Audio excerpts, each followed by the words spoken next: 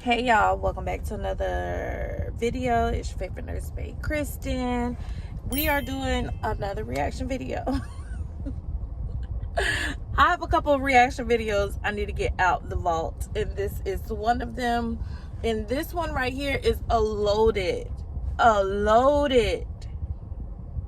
response, because I have two sides to this. All right, so let me go ahead and let y'all watch this video, and then we'll come right back. Just answer my question. You gave her Ativan, even though the doctor prescribed you guys not to give her Ativan. I was not aware of that. He was not aware, but wasn't on the note though. I didn't see Oh, that. you didn't see the notes when you gave her the medication. There's no orders that says do not give Ativan. It wasn't on there at all. Correct. That's okay. So why did you give her Ativan when I told you not to take it off, and she wasn't violent at all? So why would you give her Ativan if she's not violent? I will gladly talk to him because I will. Okay, Tim's the nurse, and he was trying to respond, and we were all here when he. Okay, but she wasn't violent though. Let him talk. She wasn't violent though. Let him explain to you. So- Let him explain. Okay, because you're not helping at all. So when people get emotional like that, we give them something to help calm down. Yeah, but that's a psych med. Ativan and psych which means going crazy. She was not going crazy. She was not. Her eyes are open. Right. She can't even close your eyes right now. So How you think? And he had the light bright in her eyes right here. Hey. Sorry, man. I'm sorry. Hey, can I, in 1 second, can I just show you? I'll give you some time, okay? I'll give you some time. You can have a seat if you want, alright? I told you not to give it to her, bro. Hey. Sadly, 12 hours after they gave her the Ativan, she passed away. I knew it was going to happen. The doctors and nurses, they didn't care. They didn't treat her well. I told them not to give her. All right, so first of all, I want to say, if you're new here, make sure you comment, like, and subscribe to my channel, because if not, girl, what you doing? But let's just go ahead and just deep dive into this. My first and foremost, I'm going to start by being a nurse. I'm not talking to nobody with a camera in my face. Point blank, period. You trying to protect you, and I'm going to do what I got to do to protect me. Do not talk on someone who is recording you. Like, you let them know you do not have permission to record me. They got this poor woman who's dying on camera, and from the looks of the obituary picture and the lady that was laying in the bed, she does not even look the same. I'm pretty sure she does not want to be on camera in the state that she was in. I empathize for this son, because he's losing his mother, and I still have my mother, so I don't know how it feels to lose a mother. However, hold on, y'all. I don't know what this lighter is doing. However, I know it can be hard, but it was just extremely inappropriate to be recording this nurse. And this nurse, I feel, did not handle this the best way. He stayed calm, and he tried to console the son when he got emotional. But there was a lot of education that needed to be had. He should have let him know that I gave the medication because it was deemed appropriate. If the son did not want the mom to have the medication, I could respect that as well. But were you there? And that's the thing about these 30-second clips. This video had over like 3,000 comments, and people were saying to sue the hospital, to sue the nurse, to strip them of their license. And how can we come to that conclusion in a 30-second clip? Like, I feel like there is such a war waged on nurses that the culture needs to change, because you do not know what you're talking about. And that was just because he was upset and sad. and, you know, frustrated. Obviously, he's probably feeling like he's not being heard. And at the end of the day, it is not an easy thing to watch your parent die. So I totally feel where this son is coming from empathetically. But as far as, like I said, I'm on my nurse bag right now. That I would not be talking to you while you got a camera in my face. You're going to have to take it up with somebody else, because you're not going to take it up with me, because at the end of the day, you out here trying to protect yourself, and I got to protect myself. I got 4 kids at the house that I got to feed. You're not about to have me on this internet, and I'm going to sue you, because that is not how you fight this situation.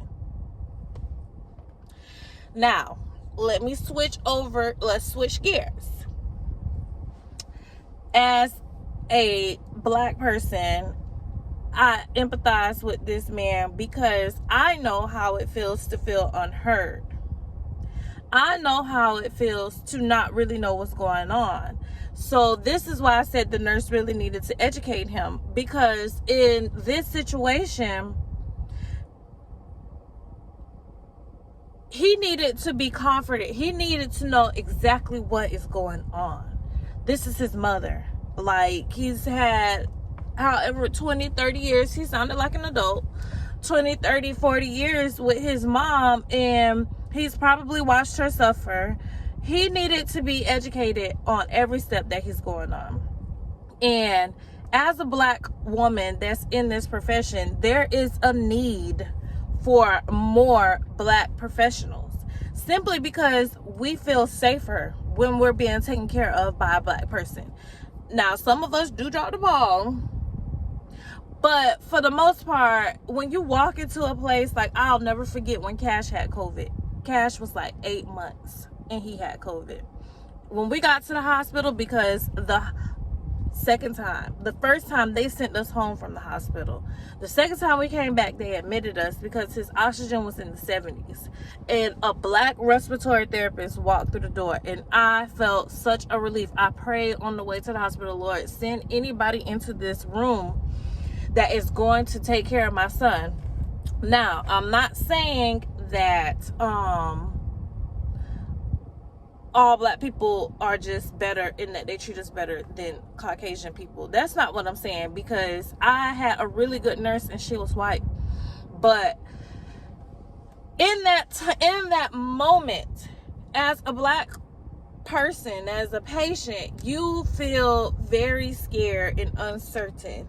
And when you see people who look like you, it kind of takes the edge off, given our history, given all of the things that we have been through, and probably on this journey that he's been through with his mom. He's probably encountered a lot of issues. So he just was not educated, and that's what I feel bad for. If your mom, and I'm saying this to my black people, if you're in a situation where hospice is starting to be, the terminal diagnosis is already here. So we're going to get to this endpoint one way or another.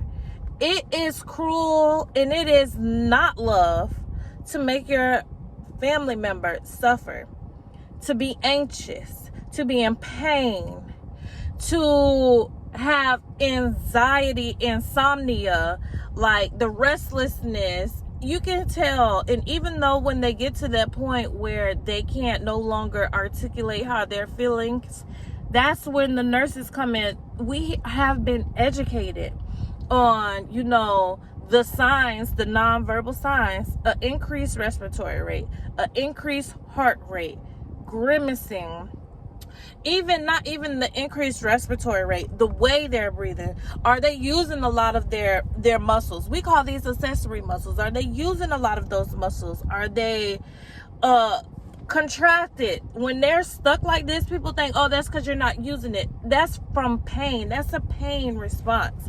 So, you know, you have to look at the whole picture. And I get it, in that moment you're lasered on your family. So that's another reason why I feel like, if you are in nursing school or thinking about becoming a nurse and you are of color, please, please, please, please, please do what you got to do to become a nurse, because we are so needed in this healthcare system. We need it for both ways. We need it for representation, because it's just certain ways when they say what your sugar is, we know that you're asking to check your blood glucose level. You gotta talk to auntie about the sugar and let her know that's why she gotta get these amputations. Like, you gotta talk to them and let them know that this is why it's gonna be hard for you to heal from certain surgeries. Like, this is why you're not a candidate. It's not because they don't want to do surgery on you. It's simply because your body, like comorbidities, why it's so important for us to put the grease down. Like, it's a loaded question, and I'm so sorry that this man had to experience this when his mom was dying. But unfortunately, the Ativan did not kill her.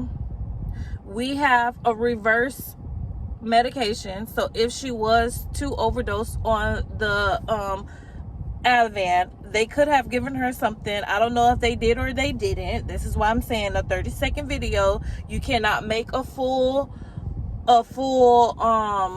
accurate response on it. It's just, it seems like he needs some education, and at the end of the day, she probably already had a terminal diagnosis.